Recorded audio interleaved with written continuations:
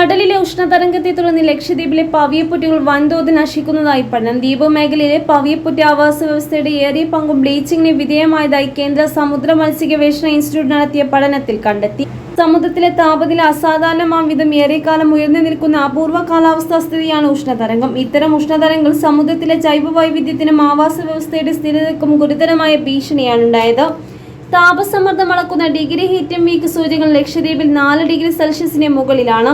ഇതാണ് പവിയപ്പുറ്റുകളുടെ നശീകരണത്തിനും സമുദ്ര ജൈവ സമ്പത്തിന്റെ തകർച്ചയ്ക്കും വഴിയൊരുക്കിയത്. അമിതമായ താപസമ്മർദ്ദ കാരണം പവിയപ്പുറ്റുകളിലെ സിംബോട്ടിക് ആൽഗകൾ നശിക്കുന്നതാണ് ബ്ലീച്ചിങ്ങിന് കാരണമാണെന്ന് കണ്ടെത്തി. DSW 12 ഡിഗ്രി സെൽഷ്യസിന് മുകളിൽ ഉയരുകയാണെങ്കിൽ അതിസാധാരണമായ ജൈവ വൈവിധ്യ പ്രതിസന്ധിക്ക് കാരണമാകുമെന്നും പഠനത്തിൽ റിപ്പോർട്ട്.